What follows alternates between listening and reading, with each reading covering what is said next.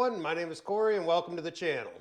Pretty obvious we're not up at the Little Creek Cottage today. Unfortunately, it's wintertime and it's pretty wet up there, a little cold, and I don't really do cold and I don't do wet and soggy. Plus, if we did any work up there on the land, it would just ruin it and make a mess of everything, and we just have to clean it all back up in the spring.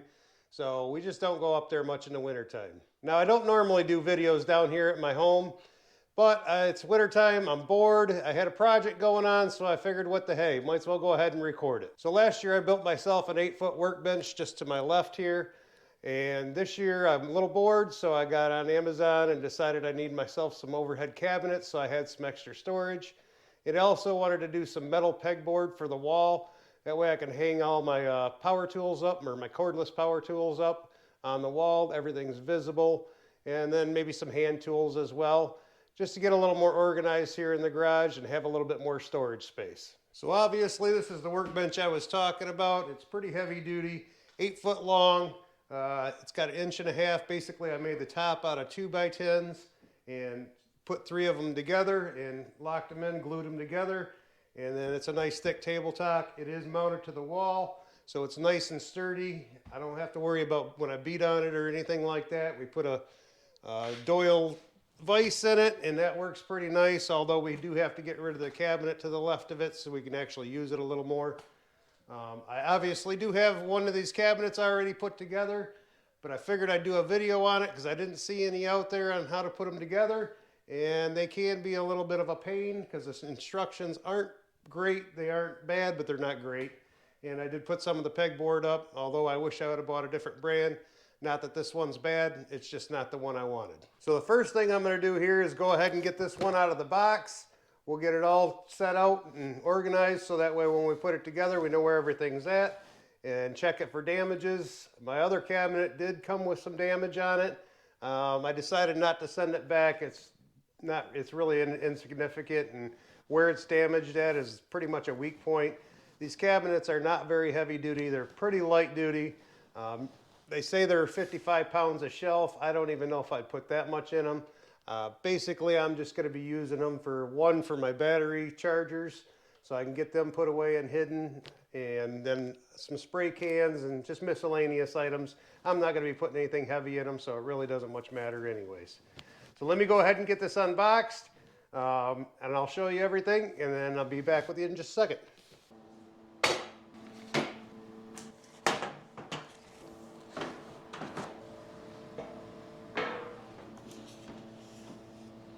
Just so you're aware, when you see these in the packaging, there are 4 metal braces basically for the corners. They are for packing only. They are not for the assembly of the cabinet.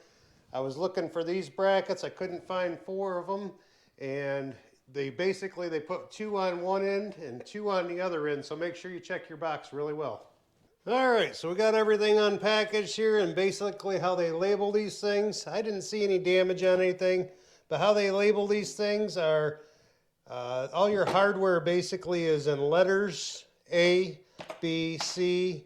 You should have about 80 screws in here. My last one I had a few extras. These are your hinge pins for your doors, that's D. These are the mounting screws and anchors that they give you. I'm not going to use these. These things are chintzy and just won't work for my application anyways. These are some plugs that fill the holes on the back of the cabinet. I probably won't use those either. The only thing that wasn't labeled in both my packages for both cabinet packages was this, and they consider this G. It's a screwdriver, obviously. Here's some corner protectors. I ain't gonna be using these. That's H. You get 4 longer screws. Those are I, and then your magnets for your top of your cabinet, which are J. So all your panels for your cabinet are going to be labeled in numbers.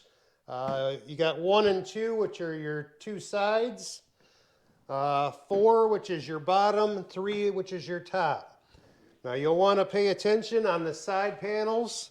There is an arrow stamped into the actual panel itself. That arrow goes to the top of the panel where the arrow faces up.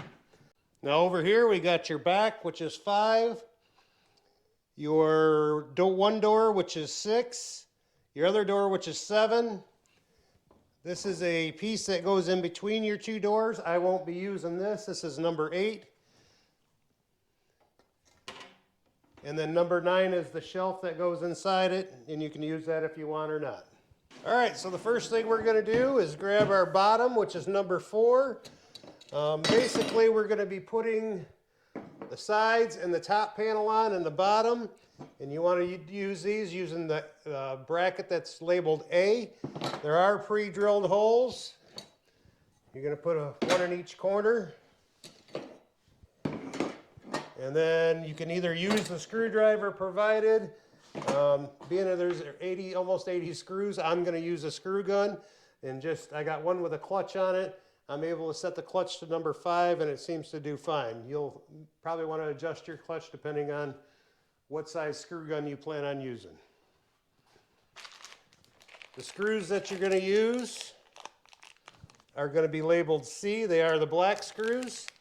And I got to get something to open these. Now I'm going to dump all mine in one of these little magnetic trays because it keeps everything good. And get rid of the packaging.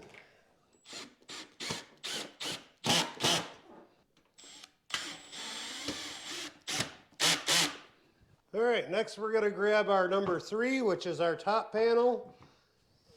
We're going to grab the remaining 4 side brackets and put those on. If you're doing these screws by hand, I feel for you. Highly recommend doing a screw gun. Okay, next we're going to grab our side panels, which are number 1 and number 2. Again, make sure you put the arrow to the top of it, and your bottom panel, the slots that are in here right here, are going to be the front of it. Your hinge wants to be facing towards the front. We're just going to slide this down in, hold this, and then screw this side in if we don't drop it and damage it.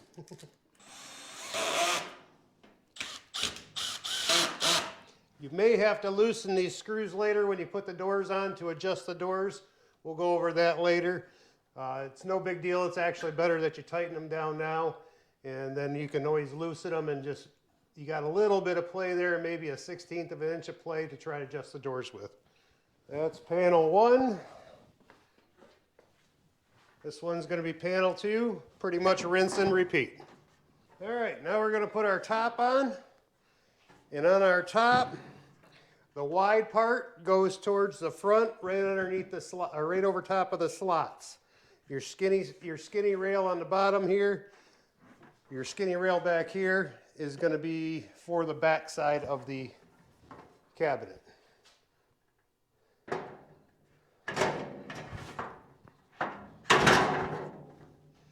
This takes a little bit of practice here. There you go. Put in your screws, and then we'll move on to the next step. And next we're going to grab panel 5, and you want to make sure the arrow, again, pay attention to that arrow, is at the top of the panel. This one can be a little bit of a bear to put in because you got everything tightened down. You may have to loosen some screws, as I mentioned before, but probably not. You can usually just tap it and it'll go in. And then again, you use your black screws to go ahead and put it together. There are pre-drilled holes in the bottom, obviously, as everything else. I put the bottom ones in first.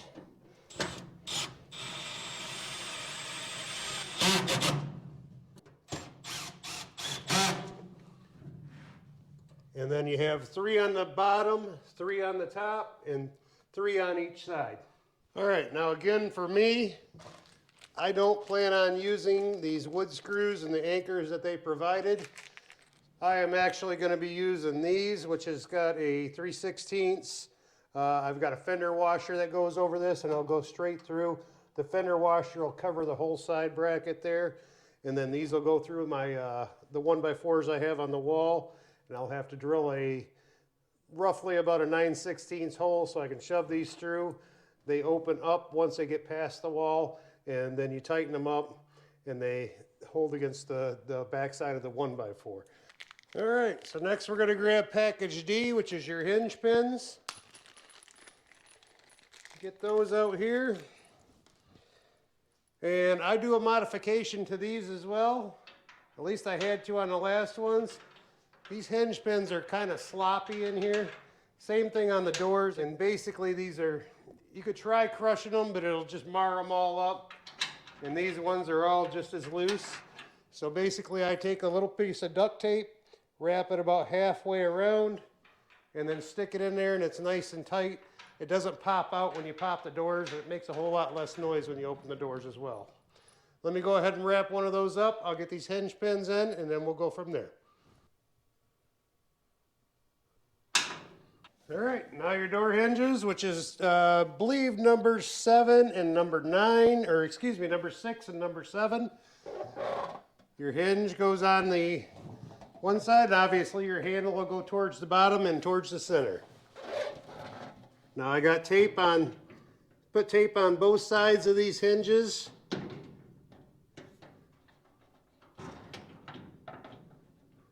So it takes a little bit more effort, but once they're seated, they actually fit a whole lot better.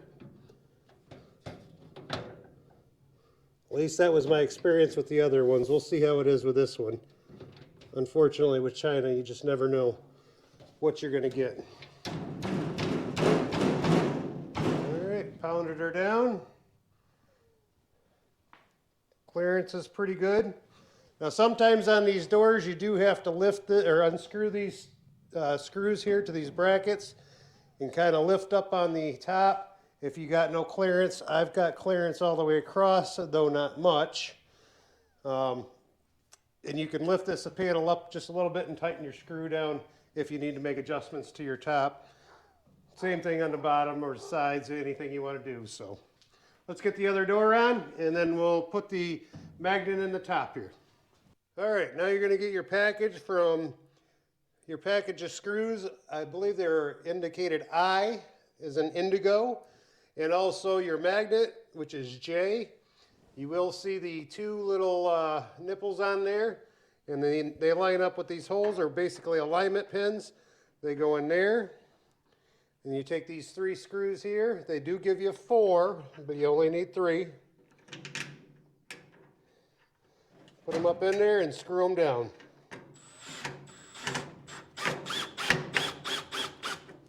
So unfortunately, my GoPro microphone died, and I recorded a couple of scenes and didn't know that the sound was out, so I'm going to go ahead and show you what I went over. So basically, after you got the doors on, they're lined up. Now if they're not lined up, like this is a little tight up here, but it's not hitting anymore. Basically I just take and give it a tap, because the weakest point is back at this top hinge and lower hinge, because there's no metal in here. So it allows it to open up that gap a little bit. If you hit it this way, so that way it actually opens it up. Now, once your doors are all lined up, you can go ahead and put your door guard on if you would like. Again, I'm not going to use this piece. And basically, there's 3 holes back here. You just use the black screws, mount your 3 holes. Reason why I'm not using it is because in order to close this door would have to be open. Because obviously it would hang over, it would hit that door. Now again, I put a second magnet in down at the bottom here. You can pick those up on Amazon or Home Depot. If I think about it, I'll leave a link to one in the description. And you get magnetized on both bottom and top. It's much sturdier. The doors are much sturdier. They don't flex as much. And to me, it's just a better quality. Now here's how I bolted mine up. I think I showed you before. The reason why I didn't mount them to studs, one, they wouldn't have lined up with a bench, and it just wouldn't have looked right. And 2, for some reason, the holes for these are 18.5 inches on center. So they wouldn't line up anyways, even if you could hit a stud, unless you got 18.5 inch on center studs, which makes no sense. Maybe that's how they built things in China. I don't know. But anyways, I got mine ran with those anchors that I showed you earlier. They're very sturdy. They're up against the wall. Again, I'm not going to be putting 150 pounds or 200 pounds in these anyways. They're just not that quality a cabinet. So the last thing we're going to do is we're going to take bag B, which is basically your shelf brackets, and then put the shelf in. Again, the corner guards are optional, bag H, and basically they're just peel and stick. You peel and stick them on, put them on the corners. I'm not going to use these. There's really no way anybody can hit their head on that corner in my garage anyways, unless they're screwing around like they shouldn't be anyways. So basically you take, it kind of looks like a Z, and you put, I believe it's this piece goes at the top, kind of folds up underneath, and then this sits in a little slit that's in the side of the rail, and you count the holes on the side and then put them in. And the last thing we need to do is take part number 9, which is your shelf. Get that up in here.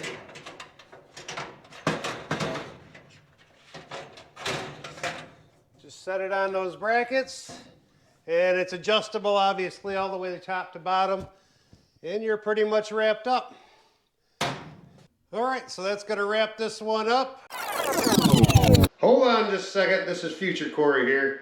I didn't get to editing this video right away, and since we've done quite a bit more work, as you can see, I decided to go ahead and record and show you what we've actually done. We put in an Omni wall here, which holds a bunch of hand tools, screwdrivers, so on and so forth. We put in some battery holders here. We put in some wooden pillars between the lower bench and the upper cabinets.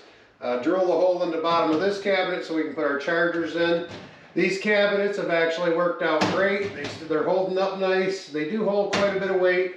I had a bunch of weight in this one here at one time with a bunch of liquids and gallon jugs, and it did just fine. Kind of was actually surprised at how well it actually held up.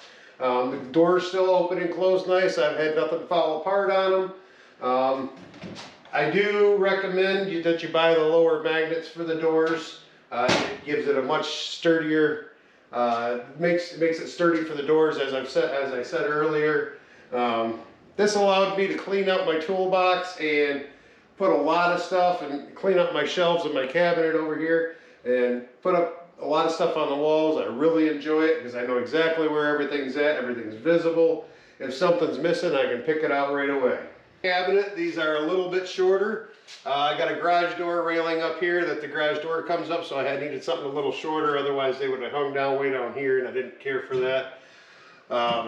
These don't have any type of magnets, they just have the 2 lift cylinders. My only real complaint with these, as you probably heard right there when I shut it, the door does slide side to side, so if you don't have it lined up exactly right when you close it, it can hit the side. It hasn't caused any marring or anything yet, but I'm sure it will over time. Now these were a little bit cheaper than those ones over there, but they're almost half the size, and to be honest with you, they were only, I think, $10 or $20 cheaper. They weren't that much less expensive. However, they do fit for what I need for the size, and they function well so far. I'm actually going to put another one down at the end on that one once we get rid of the tall cabinet. So overall, I'm real happy with the way things have turned out in here. I really like this metal pegboard wall. I can't wait to put some more down at that end. I am going to use the Omni wall exclusively down at that end. It just makes everything so much more organized, and I really enjoy it. That's going to allow me to take the wooden cabinet out on the back wall here and put a miter saw bench on that side. I'm getting into woodworking quite a bit during the winter. That just helps keep me busy through the cold months and gets me through until I can get to spring and get back up north and do what I really love. So that's going to wrap this video up. If you guys have any questions, please put everything down in the comments. I'd be happy to answer them. Hope you enjoyed the video. Have yourselves a great day, and God bless.